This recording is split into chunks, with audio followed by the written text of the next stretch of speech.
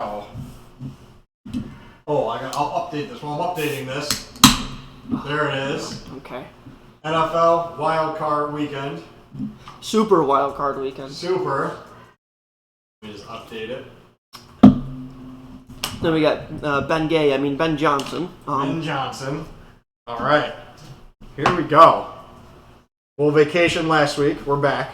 I was gonna do an episode with Adam's cutout. It was gonna be incredible, but Randy stole his camera. Yep. Dumb bitch. Dumb bitch. Our dumb Bruce chat producer dead to us. All right, let's get into some football, right? I mean, yeah. So now if you've been watching the Sports Jargon podcast, NFL Wild Card Weekend should have been absolutely zero surprise to anybody, right? I mean, I feel like we kind of hit the nail on the head across the board. I think we did pretty good. So, big fans of the 49ers here. Yeah, trounced the Seahawks. But I think that was to be expected. I mean, the Seahawks defense has been okay. They need a lot of help. That was a super young team. Brock Purdy shattering records. So, Purdy, 4 touchdowns total. That's the same as Jimmy Garoppolo has in his entire career. Oh, in the playoffs? Kind of wild, okay. Yes, in the playoffs, yep. And then Garoppolo also threw in 6 interceptions to Purdy's 0. And I mean, but still, that guy still took him to an NFC Championship. No, yeah, and that's unfair to Garoppolo because I really actually like Jimmy G, but that was just a great performance. I don't really know. I think it was the 49ers is just a really good team. Yeah. I mean, it's a rookie quarterback. Is he going to win it all? I don't know. We'll get into the playoff matchup for next week. But I don't know. I watched this game. I don't know if you have anything else to add on this game. DK Metcalf is a beast. Do that, but whatever halftime adjustments that Shanahan made, I mean, I wasn't worried about them anyways, even going into the half down a point. But whatever halftime adjustments they made, just put the Seahawks to bed. Yeah, because that was what 17-16 at halftime. Like it was a close game, and then they just pulled away. But it's again. Watching that scoreless in the second half. Also, too, like watching that game, like Seahawks really couldn't run the ball. Like no. Walker fought for every yard that he got, and then it's like on the other hand too, it was like the 49ers were consistently moving the ball. So over the course of a game, like I had the feeling I'm like, oh, they're gonna pull away. I mean, it helps when you have Deebo Samuel and George Kittle and Brandon Ayuk and who all had. I mean. Where was it? I gotta find it here. So Brock Purdy had 18 completions, but it was 11.1 yards per attempt. Ooh. That is bonkers. Granted, the Deebo Samuel touchdown was huge, obviously, but he's still looking at 5 for 60 yards ish. So he was like they were just moving, but it's hard. I think it's just hard because Samuel out wide, Ayuk out wide, Kittle down the middle. That's a lot to cover. No, and then McCaffrey. And then you have McCaffrey in the backfield. But then you also got where they go, Kittle out wide, McCaffrey at the tight end, Deebo at the running back, and you go, what the fuck is going on? There's just so many moving parts that you could have. Brandon Ayuk is the only one that is a constant on the outside. Everybody else moves. And I don't know. I have to think about this. But I was on my flight home. I was just reading up some stats and. Shanahan might be one of the best offensive coordinators of all time. Well, he also horrible head coach. Tried the head coaching and didn't work. Offensive coordinator though, like you're watching some of these plays and it's like you fake one way, and then you got Kittle wide open 15 yards down the middle, and you're like, oh wow, that's pretty good. But the other thing too is he broke his stigma of what he did with the Falcons in the Super Bowl. Yep. He kept his foot on the gas and just kept scoring points, which is what he should have been doing all along because that's been his big flaw. For his entire career at this point, it's been that he doesn't keep his foot on the gas. Yeah, and he trusted his playmakers, and I don't want to say that he didn't trust Purdy, but like he made you didn't need to trust Purdy, right? He designed the plays to get the ball to his playmakers aggressively, which obviously is kind of a big deal. And then we'll get into their matchup after we get farther on down the line. Okay. But if you have anything else to add, no, I think that's it for me. Now, I guess it was the third greatest playoff comeback of all time. Jaguars over the Chargers. If not the second. So, I think that, and I watched this. I've watched a lot about this game. I watched this game. It was incredible. I've been telling everybody how great I think Trevor Lawrence is, and then he comes out and he throws 3 interceptions in the first quarter. Yeah. But I don't want to say they weren't his fault. 2 of them were really bad, but 2 of them were pass tips. Like the one, it hit the defensive lineman who hit the other defensive lineman who hit the other guy, and then he intercepts it. So. He did. I'm not saying he played well. I'm not saying he played okay. He played bad in the first half, but I felt really bad. It was really bad luck, and I actually I think this was a perfect storm for the Jaguars. You had a super young Trevor Lawrence, 23 years old. I kind of forget how young he is. Yeah, right? Younger than me. Younger, yeah, right. 3 years younger than Stetson Bennett, who just won Georgia Bulldogs. So they're behind. And they're playing against, as we've talked about, one of the worst coached teams in football. Mm-hmm. We've been saying that for a while now. After Lawrence, the pressure was off. They're like, fuck it. Yeah, just go fucking throw the ball around. Let's just throw the ball around. And, I mean, it's... also, too, I think about it, and it's hard to not get excited for next year while they're still playing now. But, Trevor Lawrence in the second half, 18 on 23, 211 yards, 3 touchdowns, 0 interceptions. ETN was running the ball like a fucking madman. That guy is incredible. You look at their team, he's doing it with Christian Kirk. Zay Jones is his number one. Zay Jones is number one guy, and then Evan Ingram, who was finally broken out to what everybody thought. That's. I mean, he's the only one really. He looks like a receiver out there, but he's a tight end. He's the one that I think surprises me the most, honestly, outside of the other guys, because you've seen that the other guys. Zay Jones and Kirk and who is it? Marvin Jones, I think. Yeah, Marvin Jones. They've all kind of been at least decent-ish along their NFL careers. Ingram looked terrible in New York. Absolutely terrible. Horrible in New York. And now he's living up to his name, which was going to be a top 10, top 5 tight end in football. Yep. Now he's starting to fit the mold. Yep. It's good for him. No, good for him. And then I think about next year. Then you add Calvin Ridley to that. And if he's anything like he was with Atlanta, because he basically made Julio Jones expendable. I mean, Julio Jones was winding down, but Calvin Ridley you're like, oh man, this is the guy. Has some issues, obviously. Week 8, Week 10, that kid is going to be rolling, and he is going to be unbelievable. You can book it. It's actually kind of terrifying, depending on what they do, because Ingram's a free agent. Again, we're looking way down the line, but then you have Kirk in the slot, where he should be. And you have Zay Jones, and you got Calvin Ridley, and you got Ingram. And all of a sudden you're like, oh shit! This is a juggernaut of an offense. But I'm excited to see what they do against the Chiefs, because I believe they played the Chiefs earlier, right? Or maybe they not. I can look into this real quick as we're discussing it. I don't know. I don't know if I remember a game between them. Yeah, they did play. Did they? It was 27-17. They lost. Oh, okay. And I think that was right when Lawrence was hitting his stride. Played very well in that game. Played very, very well. That was so that was Week 10. They played. Lawrence was 259, 2 touchdowns, 0 interceptions. He had a very good game. They didn't run the ball. I am excited about this game. Yeah, I don't think they're going to beat the Chiefs, but I think the Chiefs' defense is close. Rather overrated. I think at this point, the Jaguars' defense is fast. They got a fast defense. The Chargers' offense is slow, but they got a fast defense. I don't really know. Whoops, sorry, I pulled up our Twitch there to see what was some girl singing. So the Chargers fired their offensive coordinator. So watching that game too, you're up 27-0. For those who didn't watch and are listening to us for some reason, that's okay. 27-0, you're up. They ran the ball 5 times in the second half.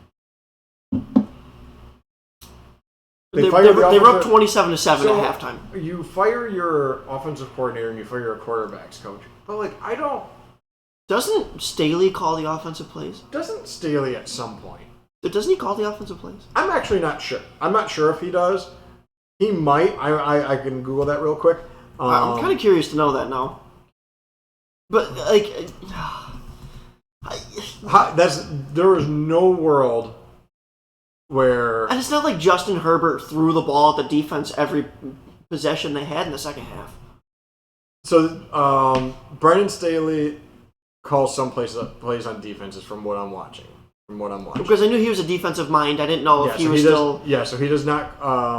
I'm happy we looked that up because that would have actually infuriated me that. Yeah. But also, too, I've coached on high school level varsity, and this is a throwback where rookie head coach, first year the guy was a head coach, we had the defensive coordinator up in the box, and he was like, hey, give me some advice. What are we doing? He's like, run the ball. We are up 8 points. There was like 4 minutes left. Yeah. Run the ball.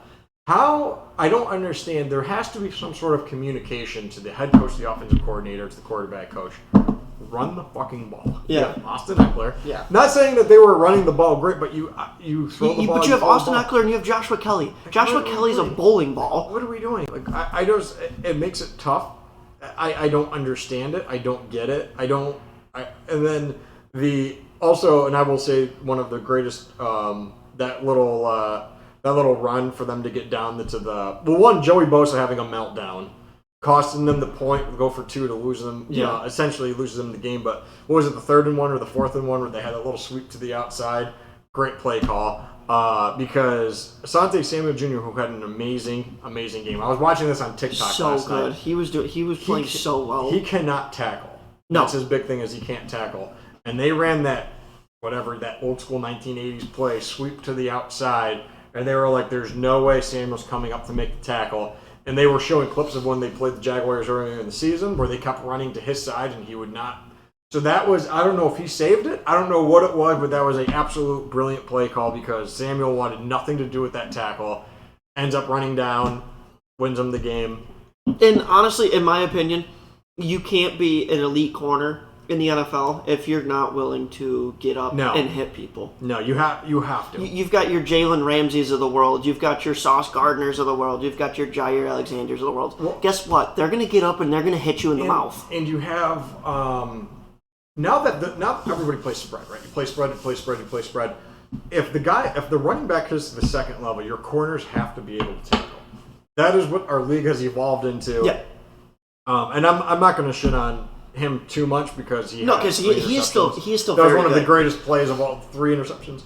But I mean, it's just he's still very good. It's worth noting that the Jaguars had the book on running to his side earlier in the season, went back to it. But again, too, like the Chargers they weren't running the ball well. But still, you have to run the ball up 27-0. Get some options in there. You've got Justin Herbert. The kid can run. The game came down to he had a first down run in the 4th quarter. But it's like I don't know. It's very frustrating. I don't understand it. It's hard to watch. I feel bad for Justin Herbert, but Trevor Lawrence, what a comeback that was. I mean, never lost a game on a Saturday. Lost a game on a Saturday. Love that.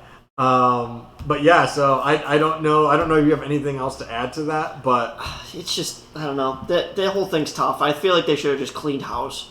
Coordinator's gone, coach gone, and just start from scratch. And there's a lot of. You're telling me Sean Payton wouldn't want to go to Los Angeles to coach Justin Herbert? I think that's we can get into the Sean Payton stuff because there's a lot of good spots for him. That is a fantastic spot because the Chargers, you look at their team, like we've looked at all year, like they have the talent. They are clearly loaded. They have to stay healthy because on both sides of the ball. That's their thing. Both sides of the ball, they have the talent. And it's just, I mean, you've got Khalil Mack and Joey Bosa and like Derwin James and that. Derwin James is one of my favorite safeties to watch in football. Yeah, that kid has no fear, and he will go up and hit anybody that comes at him. Right? No, absolutely. I love it. Absolutely. So if we're good, we can move on. The first game on Sunday, Bills-Dolphins.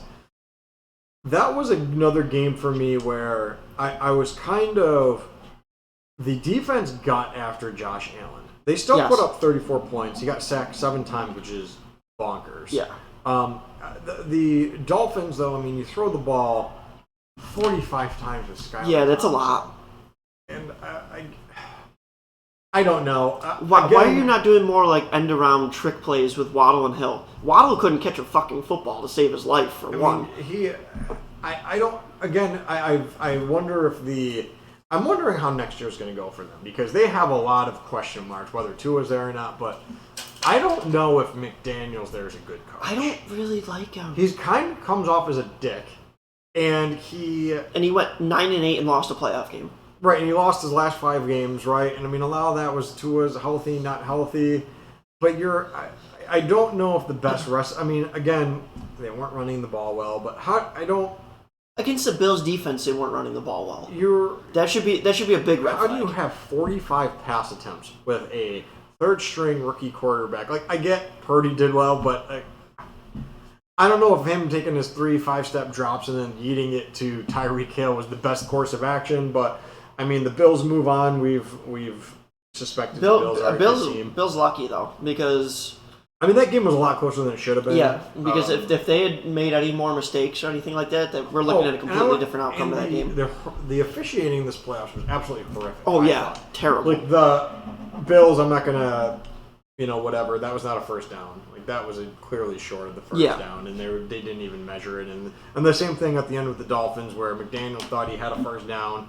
Like I was told it was I thought we had a first down. It was 4th and 1. They took the delay game, 4th and 6. How are you not being more self-aware of that? Hey, look, they got the things with like the big card on it usually. And how do you, if I could be wrong, but if it's close enough and the coach asks the referees, they will go measure it. So you don't know how close this is. I don't know if he threw who he threw into the bus. He threw somebody on the bus. He had terrible time management when it came to getting the play in there and telling Thompson to get the ball off. And I mean, I think that's a tough thing too with a head coach that's calling his own plays. It's hard when you have a rookie quarterback in there that does those things, because then now you're like, I don't know. But it seemed like they were breaking huddle at 8, 9, 10 seconds, and it's like, what are you doing? Yeah, no, I don't know. Like I don't really know what else, but I don't really like McDaniels. No, I don't think I do either. That was a winnable game for them. I think he'd be a brilliant offensive coordinator. Yeah, like I said, I watched that game and I was like, wow, this is way closer than it should be. I mean, it was 20-17 at halftime. Yeah. I mean, I think he's a brilliant offensive play caller. Yeah, but his head coaching skills, I feel like are lacking. And the division matchups are always tough. Bills not running the ball is a problem. Yeah. Has been a problem. Yeah. I don't know I don't understand why they can't run the ball. I don't think Singletary's that good. I think you need to feed James Cook at this point, if you ask me. He looks like the much better runner. Singletary had a better game than Cook. Cook had more carries, way less yards, but I don't know. There's something about the Bills that it's like them not being able to run the ball when it matters is kind of scary. And it's weird because everybody knows they're going to throw the ball. Yeah. Nobody lines up as like, hey, we got to stop Devin Singletary. Like, everybody knows what the game plan is. Honestly, they're more worried about trying to stop Josh Allen. Right? Yes. I don't know. I think that's something to watch, and that's what... The more and more I look at it, I'm like, man, the Bills. But then it's like you see them run the ball, and it's like, man, they get into too many games where they're close where they shouldn't be close. And this was one of them, but... I don't know if you have anything else to add to this. The only other thing I have about the Bills is their usage of Josh Allen. They could be up by 14 points with 6 minutes left, and they're doing design runs with Josh Allen. Which is... the most asinine thing I've ever heard of. I don't know if they've heard of a guy who used to do that. His name is Cam Newton. Oh, Cameron. And, he his body fell apart. Yeah. Right? Doing that to him. So you paid him all that money. Yeah. Paid him all that money. And let me tell you, he's a better thrower of the football than Cam Newton. Oh, he's one way, like, that's night and day. That's not even a thing. But you don't want him. I mean, Cam Newton, his big thing was he was getting hit. Arm hurt, shoulder hurt, elbow hurt. And then he started having surgeries on his arms. And that was really kind of his massive downfall. Yeah. But you kind of have to watch it because he's saying, you're up and he's taking these hits. Playoffs is one thing, but he did this all regular season. Yeah. I don't know. It's just kind of interesting. We could stay with New York. New York had a good weekend. Yeah. New York had a real good weekend. Now, Josh, you've been saying this since we started the podcast, which was week 3 or week 4 or something like that. The Vikings aren't that good. I know my NFC North, okay? I know my NFC North. You've been saying this. Talking about how bad their defense is. And this is something, too, where I'm not saying advanced stats are the greatest thing. I just think it's a useful tool in what we could be using to see now, and we can get through the whole game, but at the end of the game, 4th and 8, Kirk Cousins throws a 3-yard pass to T.J. Hawkinson. The most Kirk Cousins pass of all time. Kirk Cousins finishes the game 31 of 39, 273, 2 touchdowns. Very good quarterback rating. So you look at the base of this, and you're like, wow, Kirk Cousins played well. But if you watch that game, did he play well? He played very Kirk Cousin-esque. Right, like, did he play as good as Daniel Jones? No. What does that tell you? And you have who was the top guys for the Giants catching? Probably Hodgins, Slayton, Daniel Bellinger, Richie James, Lawrence Cager.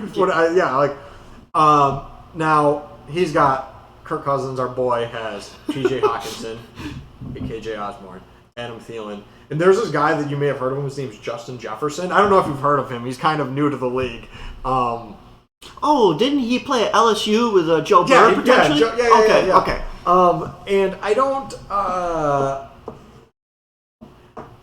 I don't know. I don't know. The Vikings are in a weird spot. They're in there. Do you know what they are? They're in that territory where they are a good team with a not big time quarterback, and I just don't. I think they're always going to be middle of the pack, and their defense is so bad. I don't think Daniel Jones. But can you? I want to elaborate on this. Yeah. You have Zadarius Smith. I hate his guts. He can. Yeah. That's pretty much all I can say about him. Very good football player. Daniil Hunter. Very good football player. Yeah. Was it Hendricks or Kendricks, the middle linebacker there? Yeah. Very good at football. Harrison Smith, one of the best safeties in football. And they were ranked 31st in the NFL? Yeah, and and their corners aren't even. I mean, Peterson playing much better this year than he had. Peterson played very well this year. Yeah, very good. The opposite corner, I can't think of his name right now. I mean, they got pretty good at football. I don't. What happened? That to me, when you look at their team and you look at the success that these guys have had. I mean, Jordan Hicks had a good game. I thought. Yeah, another middle linebacker, pretty good. I don't know. I don't know what the answer is. Whatever their design, whatever their flaw, whatever it is, those guys are either not being used right or they're falling past their prime. But Smith had a good year. Harrison Smith was one of the best safeties in football. As he is perennially, but so what's going on? Something with the coaching isn't there, right? Something is a significant problem. I haven't heard about the defensive coordinator getting fired yet, though. What do you do? What do you do with that? What do you do with this team? Do you move on from Cousins? You have to. You can't just keep going every year. Going, here's another year guaranteed, another year guaranteed, another year. You see what he's doing. You have a home playoff game against the New York Giants. That is the team you want to go against. Them or the Seahawks, right? Those are the two teams. Yeah. If you're a home team, that's where you want to play. I don't think they would have beaten either one of them. No, absolutely not. But again, what we've been talking about, we're like, oh man. Especially when you get to the playoffs, I'm sure they're putting the extra hours in, and they're like, look, Justin Jefferson's not going to beat us. He had 7 catches, 47 yards, nothing crazy. You want to throw it to Hawkinson but think about it though. You're still doubling him. Right. In order to do that, you're doubling him, and T.J. Hawkinson then proved to be the guy. Right, and I don't know. I don't know what Dalvin Cook did not have a good game. No.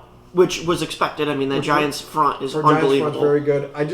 And then I don't know for the Giants. I mean, the game plan is, hey, make Daniel Jones throw the ball and beat us. Okay, guess what? And then he did. So where do you go? With you, me, and your brother Eric at receiver, pretty much. And it's just I don't know what the Giants. They were whatever. I think they're going to have a lot of problems next week, but we'll get into that too, because I've always said this, division games are weird, but I'm not super convinced that it's going to be a blowout or anything, but yeah, but I mean, a lot depends on the Eagles and Jalen Hurts, because Jalen Hurts did not look good the last week of the season. He kind of pulled it together to get him that win, to get him the 1 seed, but I don't know what the answer is for the Vikings, because I don't think with the current roster that they have, they can't get better than what they were this year. I don't believe the Vikings. Yeah, Justin Jefferson will probably get a little bit better because he's so young. One thing I will say, so I have a buddy of mine who is a Vikings fan, and I was talking. I don't know. I saw him out one night and bullshitting with him, and I told him, I said, "Hey, I said, you guys better watch out. I said, that Giants team is the real deal. Yeah. I said, especially against that defense that they have. Saquon's going to run the piss out of the ball. And then Daniel Jones, he makes the plays. He doesn't make the dazzling plays, but he does enough to make the plays. And we were talking about it, and I said, imagine if Aaron Rodgers went to the Minnesota Vikings. Oh, it would be night and day difference. It'd be game over. I think, if they could somehow find a way to improve that defense by any means, I think that team wins a Super Bowl. And I'm just pulling this up now here too, because I think most Vikings fans already know. For those who don't know, currently Minnesota's $25 million over the cap for next year. You can move a lot of things around. Yeah. You can move a lot of things around. Go get Derek Carr. Because you've got... we can get into a cool quarterback carousel afterwards. But like Zadarius Smith, if you cut him, you save $16 million. Yeah, he's making but then a ton of money. you're moving backwards with that. Yeah. I think, I don't know, but like Thielen's probably done. He's $15 million. You're going to save getting rid of him. I would.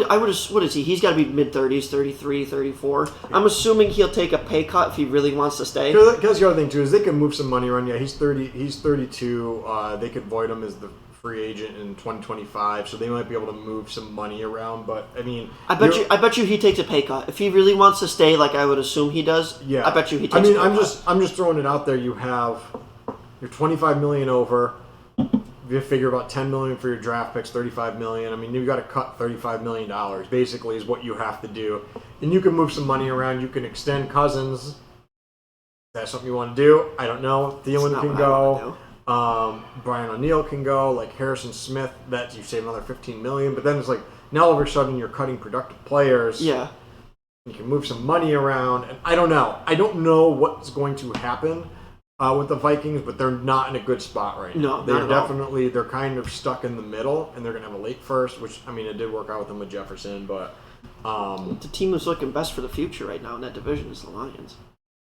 Yeah, well, we're going to get into that too, because apparently there's some guys that also believe in that's on that team, which is real good for them. I hate to, going back to Kirk Cousins. I like I said, I think he's unfairly deserved some of the criticism I've given him throughout this podcast, but he proved to be the guy everybody thought he was going to. That he was. I think like with the problem is like if you put Kirk Cousins on the San Francisco 49ers, he's probably doing, I don't know if he's doing as well as Purdy right now, but he's doing well. Yeah. So you have to have a superstar, massive team around him, which he kind of has in offense. I know. But the problem is you can't ask him to score, hey, Kurt, go out there and I need you to put up 32 points. He's not doing that. No. He's not beating the Giants. If you're like, hey, give us 34 points, go tie that game, he's not doing it. And I think that's the unfortunate truth where now you're in the weird territories. It's like, you've got the team.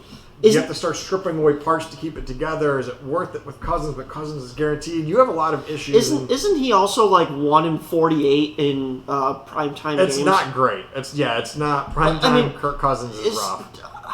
If nothing else, doesn't that at least give you like a hey? I guess I just don't know where. I don't know where they go from here because you gotta move on from him. You can't keep band-aiding and taping this together because with Kirk Cousins. Now all of a sudden you're like, well, we have to fix the defense, but we have no money. Now we got to start stripping away parts to fix the defense, but then it's like it's getting rid of Zadarius Smith, helping the defense. I don't know what like he ranked among linebackers or anything like that. I would assume it's pretty high.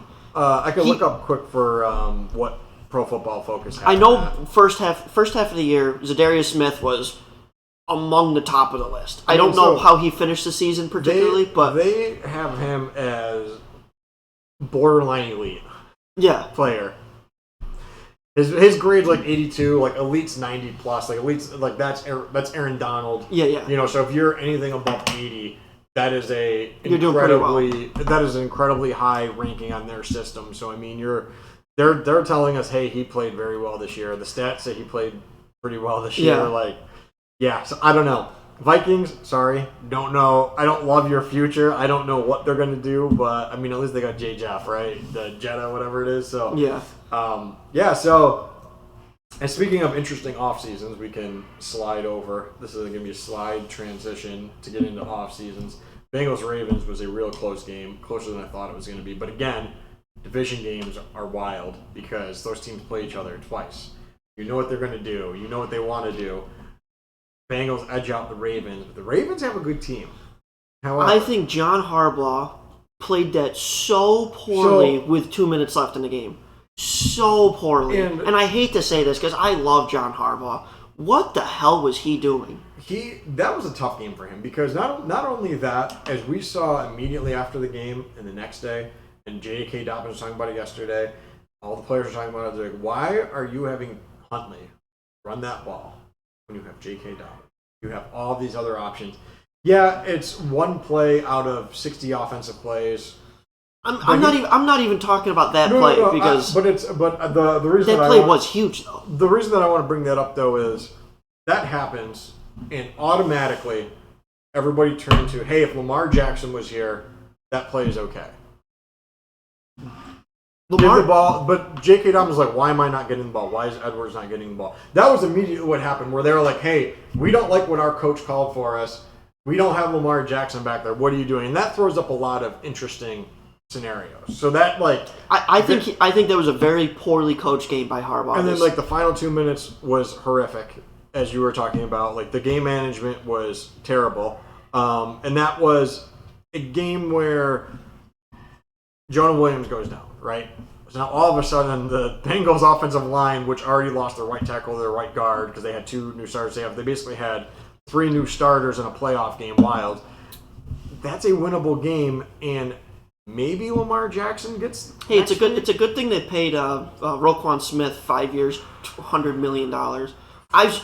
You and I have said this I do not understand that. He missed so many tackles in that freaking game. It was unbelievable. We talked about that 2 weeks ago where I was like, man, I don't think Roquan Smith is that good. And he's an all-pro middle linebacker, high-speed linebacker now. But he was voted all-pro.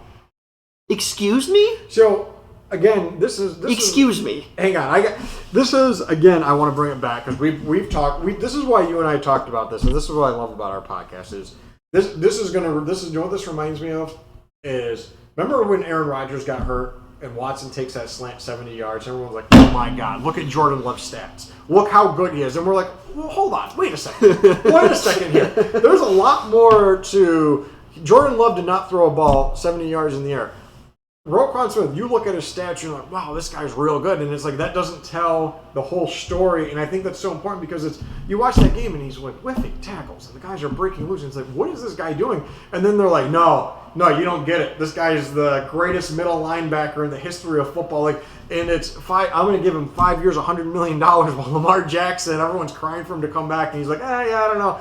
But this is why I like talking about stuff like this because I want people to get better than I want people to get better at. I don't say that people can do whatever they want. But when people like talk about sports and they want to talk about analytics and they want to talk about certain things, Roquan Smith missing tackle after tackle, and people are sitting here and be like, oh yeah, no, he's really good. And it's like, why? Is it because you look up the box score and he has the most tackles? Is that why he's Do you want to know who else is really good at that too? Patrick Queen.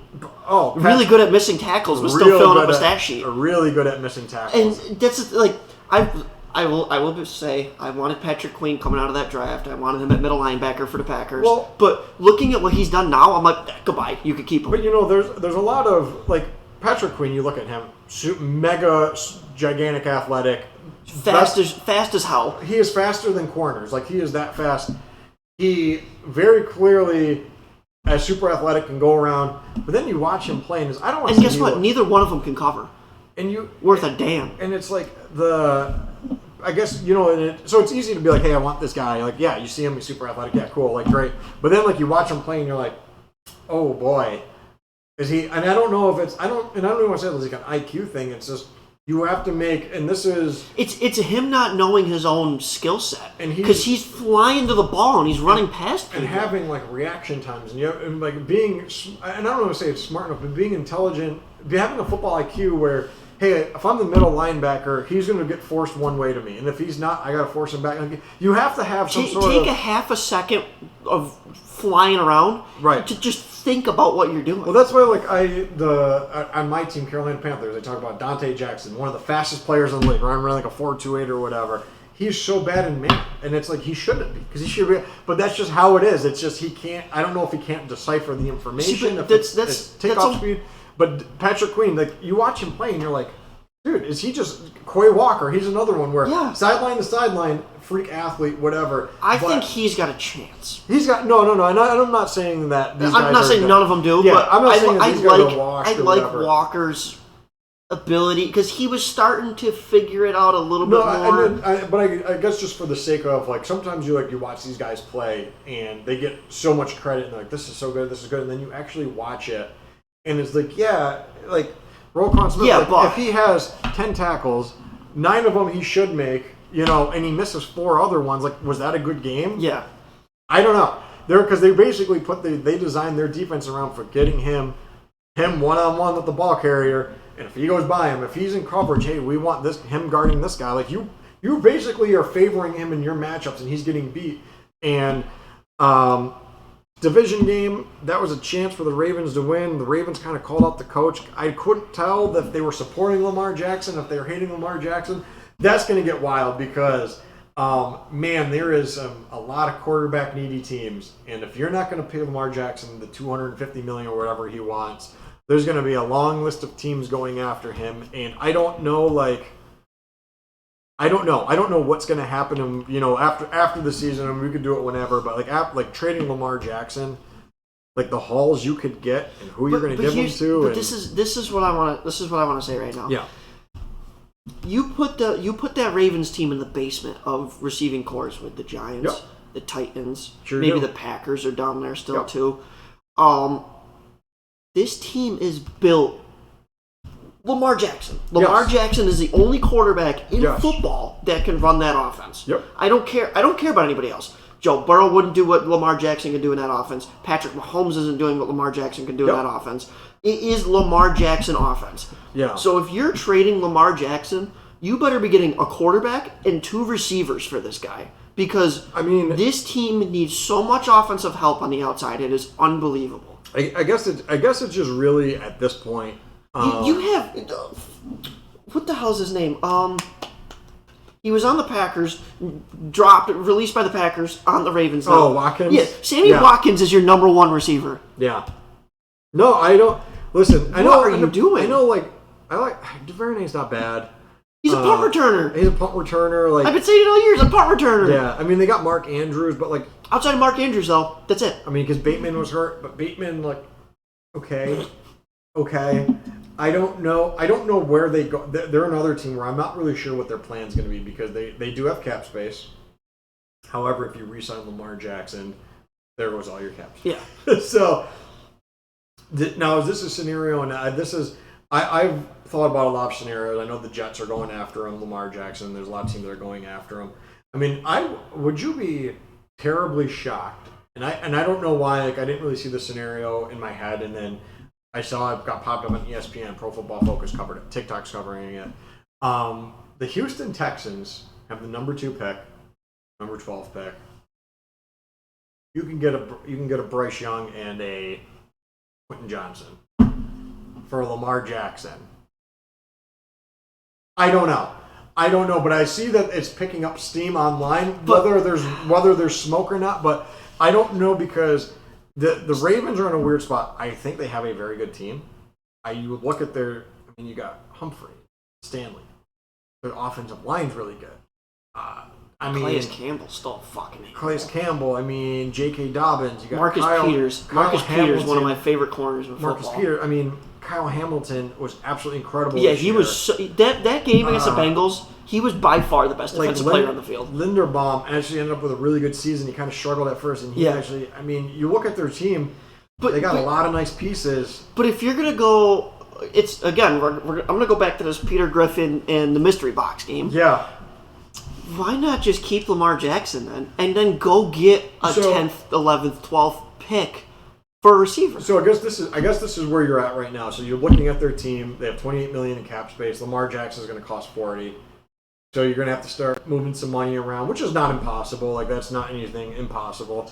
But there's not a whole lot of room for a big. You're basically going to draft another rookie. You're going to draft another rookie, and then let's say they get Smith from Ohio State. So then you're like, okay, well now is that Duvernay, Bateman, Smith? I know, but that's what I'm saying is you're getting into the Marcus Brown, that was too. They were too inconsistent, but like I said, we could dive into the Ravens a lot because you give Lamar Jackson, like, yeah, I'm not playing. Maybe next week I could have played. I don't know. Now you got to give this guy $250 million. But I don't care. I was kind of iffy about the whole injury situation. Yep. Until I saw what RG3 put on Twitter, and as soon as he tweeted that out, I go, oh. This is a guy who would probably know what it's like to. He would get it. Because who was it? Mike Vick was saying to suit up and just play. Mike Vick told him to suit up and play. And as soon as RG3 puts that out there, I go, oh. I'm like, you know what? After that game, guess what? RG3 was never RG3 ever again. Never. It's weird. You're in a weird territory. And it was all because he's trying to pick up a fucking football. Yeah.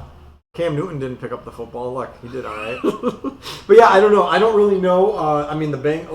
Going back to the Bengals, their offensive line, they're going to have to figure it out for this week.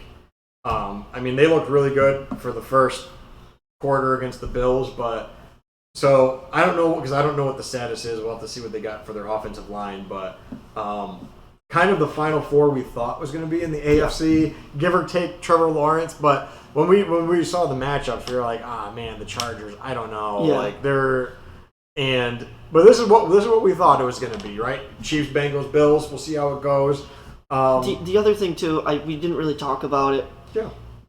That 2-minute John Harbaugh, one of the best coaches in football. And he's taking 30 seconds to get the play snapped off. And I can't with tell. With 2 or 3 timeouts at the end of the game. What were you doing? That's horrible. And the only thing I'm going to say with that is I don't know Huntley's ability in that offense. At this point that he started 4 or 5 games for them at the end of the year. I know he missed the one, but where are they at in a 2-minute drill where they can't figure this out and get it going? Again, this is what you have when you don't have. I don't want to say elite receivers, but you're running out there and you're like, hey man, figure it out. I don't know. And the only other thing I do want to say is you have the running back lined up there on that goal line play where Huntley went over the top. You want to know who goes over the top every single time in that scenario? Who? Lamar Jackson. Oh, well, yeah. And guess what? When you're, what were they, a yard and a half out, you're probably not getting there. Probably not. Probably the same sort of situation. Maybe Lamar hangs onto the football. Yeah. No, you've got the running back there. He's back there because they want you to dive into that pile head first, and he's going to hit you and push you in. I don't know. Like I said, I don't know. I just think the whole thing was very poorly executed. And I don't know how much of that is, did he no longer trust Huntley? I don't. Again, I don't. Lamar goes over the top every single time at the goal line. He never goes in. Lamar Jackson scores, right? Like he scores that. I don't know. If I'm in that situation, I'm having the ball to Dobbins, right? That's me personally. I am not an NFL coach. I do not pretend to be, but I don't know. I don't know what happened where, and then immediately his team's like, yeah, no, that wasn't the right call. How do you even not say you pull the receiver, you fake the end around and pitch it out to Dobbins. Yeah. You're telling me Dobbins can't beat somebody to the goal line on a yard and a half? Yeah, I'm giving him the shot at least. And then worst case scenario, you kick the field goal? Yeah. Instead, he does his Cam Newton. Because I don't know. That's the other thing too. What is Huntley? 5'6"? I actually don't know how. I'm gonna look it up real quick how big this guy is. So he's 6'1". He's 6'1", 190 is according to ESPN. 190. I'm 5'10", 180. So and I have another. Just while we're on it too, and we could talk because I see we got some time left. Pro Football Focus also has a trade offer for Lamar Jackson, and it's to the Detroit Lions for their first Goff. So then basically they have you could do Goff, you could draft a receiver, they could also draft Anthony Richardson, who's basically Lamar Jackson Jr. Maybe. Yeah, but they have Lamar Jackson Jr. and Tyler Huntley. Right, but I'm just saying you do have other options if you don't want to pay him. But again, you get rid of Lamar Jackson. You need to get offensive help, and you need to revamp that entire offensive scheme. What is it? Greg Roman's DC. Who's the fucking? No, Greg Roman's offensive coordinator. Is he? Yeah. Greg Roman needs to go then. If you get rid of Lamar Jackson, Greg Roman needs to go. So, and then, because that's also, I know a big thing in the Jets have talked about, and a lot of things are talking about is like Lamar Jackson to the Jets. But then at the same time, you got a lot of moving parts now. You're going to have to move around for the Jets to make that work. But again, that's going to get wild. We can get into that. I think Derek Carr or Jimmy Garoppolo is going to the Jets, but I think it's one of those two guys. I mean, Garoppolo, he's like fit for the Jets and the Raiders, right? Yeah. He's got his former boys there. Yeah, we can figure that out. So, the last game, Cowboys, Tampa Bay. There's not much needs to be talked about. Really not much. I mean, I have been beating the drum of the Cowboys with, I don't know. I feel bad for the Buccaneers. It's hard to watch that offensive line is so unimaginably bad, it's unbelievable. Watching them attempt to block Micah Parsons, which Micah Parsons is incredible. Top 1, 2, 3 defensive player. I almost think you and I would be able to block him better at this point, though. That was... Would they run the ball 14 times for 13 yards? Like, that was the most pathetic offensive line performance I've ever seen. They had 12 carries the whole entire game, and I don't know. For what, 30 yards? Not even? Yeah, and like that Brady interception was rough. I mean, it really wouldn't have made that much of a difference, but you can't... Byron Leftwich needs to go. He did. He already got fired. Good. So because Brady, hang on, I hope this puts anything to rest. That Byron Leftwich needs to be needs to be a coach somewhere. No, goodbye. I just want to get him real close. He's terrible. 66 pass attempts for Tom Brady. For the 45-year-old man. What are we doing? But that's the only thing they could do. I know, but I mean, what? But if you can't run plays around your offensive line, goodbye. You know your offensive line is terrible. Brady has been needing to get the ball out all year, and he's standing back there in the pocket getting sacked instead. I mean, Rachaad White had 7 carries, 41 yards. He had a 12-yarder in the fourth quarter that really, I don't know. That was just hard to, going to that game, Fournette needs to go. Fournette might be the worst running back in football. I think he's done. He's so bad. He's so bad. But Tampa Bay is really in rough shape because Brady's not coming back. How can he? How can he come back? Because they're $54 million over the cap right now because again, we talked about it. They backloaded their Super Bowl team contracts and pushed it. I mean, they're paying Brady $35 million in 2023, and he does not have a contract. Yeah. You win the Super Bowl, it's worth it. I would do the same. Yeah, absolutely. I don't know what the hell they're going to do. I mean, you know what? Go get Jameis Winston. Fucking run it back. Run it back. He got the LASIK. He's good to go. I mean, I don't know what they're going to end up with. I mean, I wouldn't be shocked if they ended up with Derek Carr. I wouldn't be shocked if they ended up with somebody similar because it's a very good team. But I mean, they're $54 million. You need to fix that offensive line before you can think about anybody at quarterback. Right. I mean, they're going to get some of their guys back. Even week 1 though, that line didn't look. I mean, they played the Cowboys. I mean, Ryan Jensen played his first game. I know. It's tough. It's tough. It is what it is.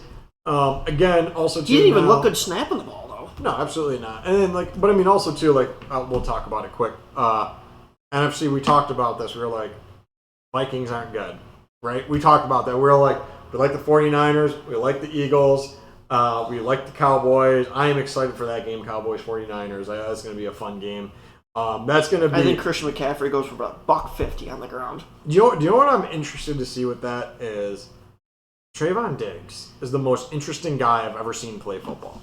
He's terrible. He is a boom or bust. I don't know if I've ever seen to the highest degree. To the highest degree, he jumps on some of these routes, and it's like, what are you doing?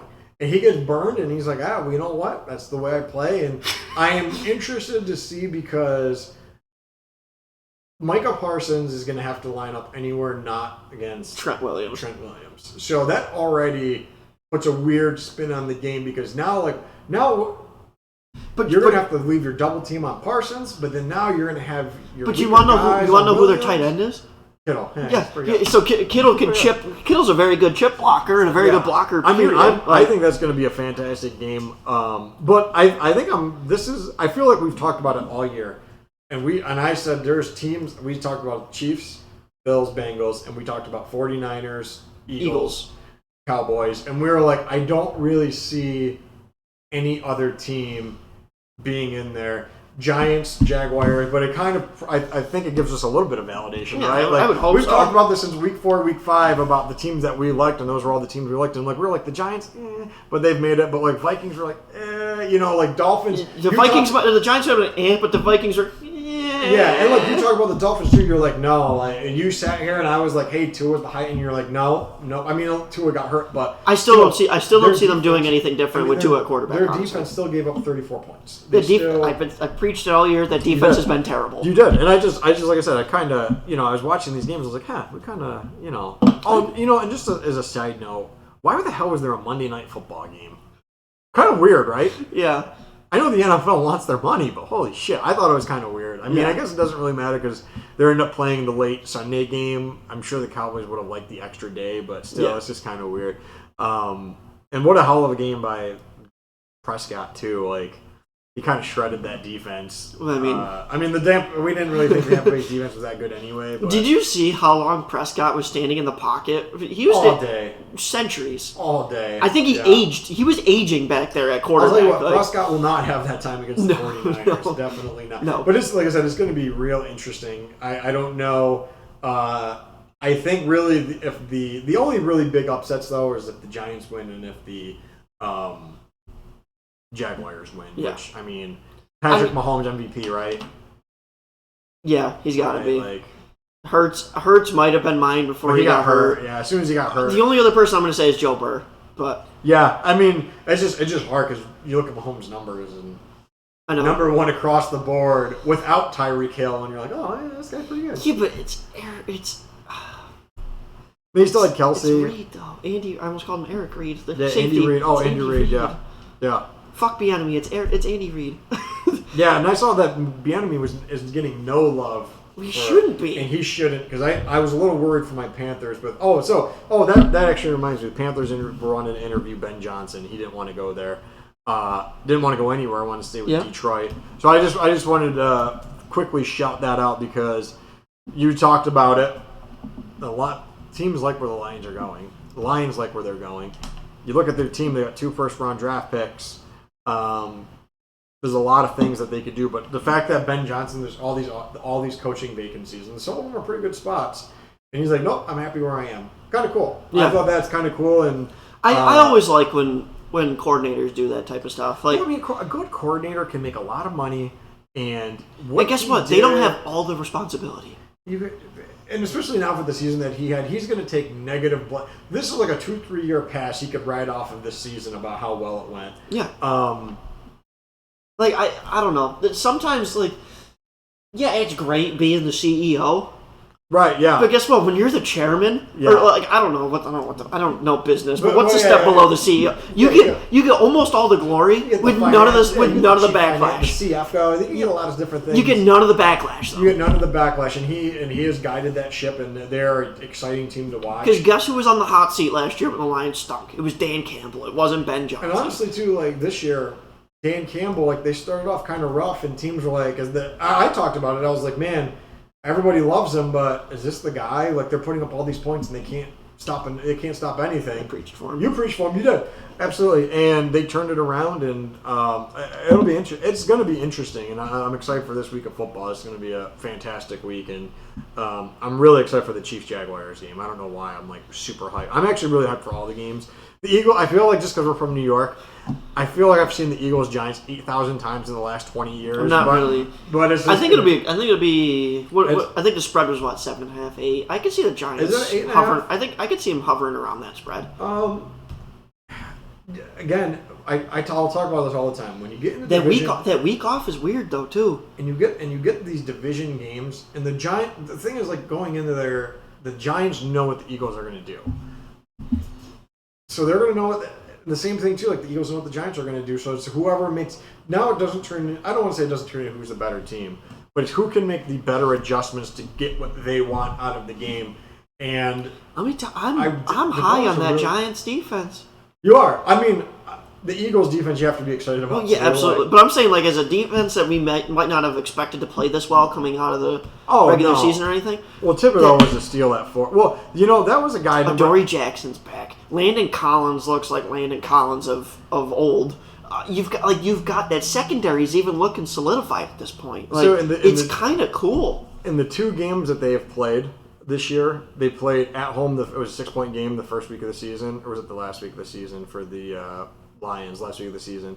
So it was 22-16. The other time they played was 48-22. So the Eagles beat them twice, so now they got to beat them a third time. It's tough to beat a team 3 times in the season. Yeah, it's always. They actually played better on the road than they did at home. But Hurts was injured, in that game, and he did not play great, but they got it done barely. I don't know. I'm excited about that game. And I don't know how much time we got. Oh, we got about 5 minutes. Let's just talk real quick.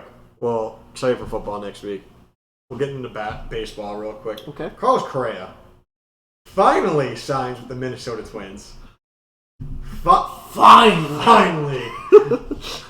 The Correa has come back to Minnesota. That has gotten wild. So, Scott Boras, your brother... Was my brother right about this?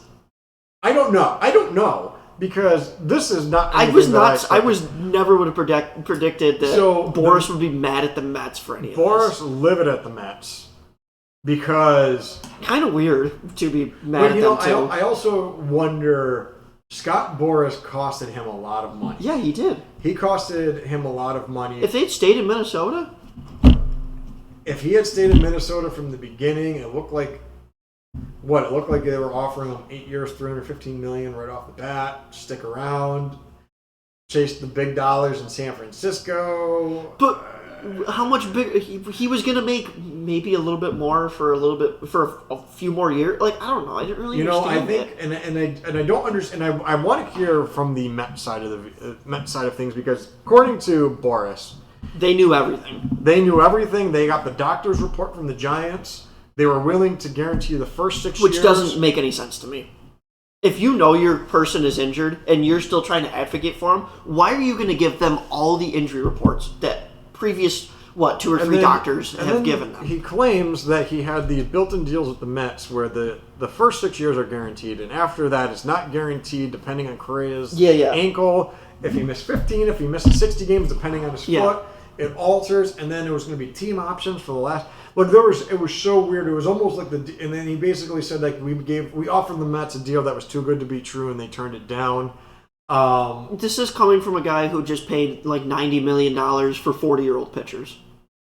Right, and it makes zero sense. There's a lot of things that make absolutely no sense to me, and it's going to be really interesting because the first thing that happened, they came out. And what did every sports writer say? Well, you know what? Machado's going to be a free agent next year. Scott Boras guy, that's going to get interesting because I assume the Padres will pay to bring him back because they're paying everybody. I would sure fucking hope so. But again, all of a sudden now, I don't know. I wasn't really... That situation got wild, and it got wild really fast. And there's now, seems to be a little bit of a tiff between the Mets and Boras.